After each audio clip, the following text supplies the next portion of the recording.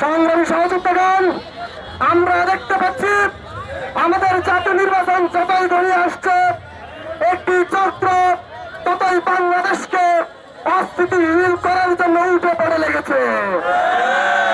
সংগ্রামী সহযোদ্ধাগণ, আমরা অন্তর্বর্তীকালীন সরকারকে উদাত্ত আহ্বান জানাতে চাই, আশ্বিন মাসে কুকুর যখন পাগল হয়, নির্বাচন উপলক্ষে পাগল হয়ে যাওয়া এই গোষ্ঠীকে আইনের আওতায় নিয়ে আসা।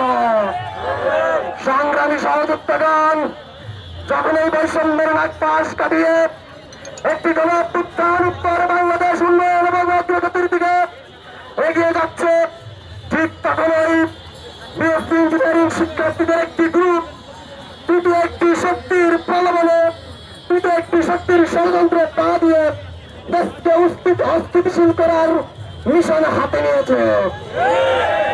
যেই সমস্যা 2013 সালে মীমাংসা হয়েছে, যেটা 1994 মীমাংসা হয়েছে, যেটা 1978 মীমাংসা হয়েছে, তারা সেই মীমাংসিত ইস্যুকে সামনে এনে দেশকে অস্থিতিশীল করার পায় তারা চালাচ্ছে।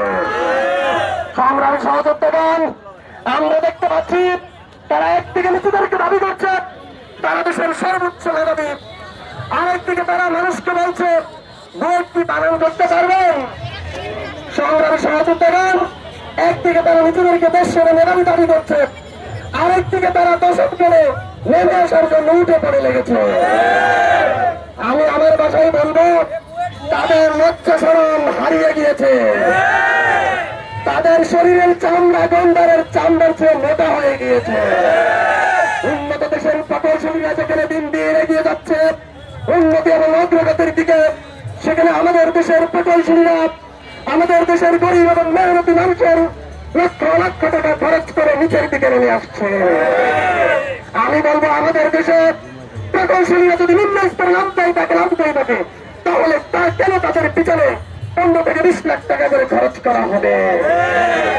আমি ব্রিটেন বন্ধুদের বলবো, ভাইরা, যে রিক্সাওয়ালা শ্রমিকের টাকায় তোমাদের পড়াশোনা হয়, যার টাকায় তোমরা খেয়ে পরে মোটা তাজা শরীর বানিয়েছ, তার দিকে আঙ্গিল করে তোমরা বলো বুয়েট কি ছিলেন। ইতিহাস থেকে একবার প্রমাণ দাও, যদি কেউ দেখাতে পারো বাংলাদেশে কোন একটি প্রজেক্টে কোন পশ্চিম কালে বিদেশ থেকে একজন ডিপ্লোমা ইঞ্জিনিয়ার আনতে হয়েছে, তাহলে নাকে খত দিয়ে চলে যাব। কিন্তু বাংলাদেশে এমন কোন প্রজেক্ট হয়নি যেখানে বিদেশি ইঞ্জিনিয়ার প্রয়োজন হয় না। এই লজ্জা কার? বিএসসি ইঞ্জিনিয়ারদের লজ্জা কি আছে? আমি তাদেরকে বলবো, লজ্জা টিকা নেন, লজ্জার ডোজ নেন। আপনাদের বাবার বয়সী রিক্সাওয়ালা তাদেরকে সম্মান করতে শিখুন। আপনারা যে বড় বড় ইউনিভার্সিটির বড়াই করেন, অহংকার করেন, সেই বড় বড় ইউনিভার্সিটি আপনাদের টাকা দিয়ে হয় না। আমি আপনাদেরকে বলবো, আপনারা ডুবন্ত বরফ দেখেন নাই, বাসনার অংশ দেখেছেন। বাংলাদেশে ডিপ্লোমা প্রকৌশলী 1 লাখ 2 লাখ নয়, 40 লক্ষ ডিপ্লোমা প্রকৌশলীকে উত্তেজিত করবেন না, মাঠে নামতে বাধ্য করবেন না।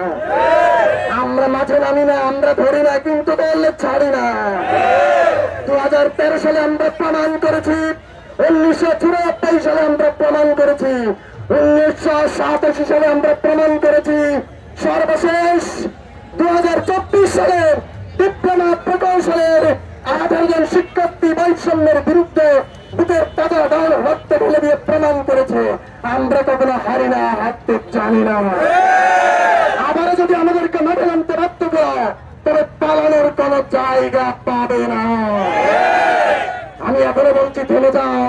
এই ষড়যন্ত্র অব্যাহত রাখলে সেটি দেশ জাতি কারো জন্যই কল্যাণকর নয়। তাদের প্রতি এই উত্তপ্ত আহ্বান রেখে আমি আমার সংক্ষিপ্ত কথা এখানে সমাপ্ত ঘোষণা করছি।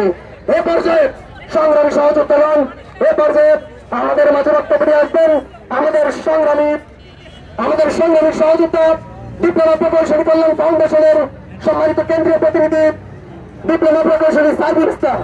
আমি সাইফুল ইসলাম সুময়কে তার কথা নিয়ে আসার জন্য অনুরোধ জানাচ্ছি। আসসালামু আলাইকুম।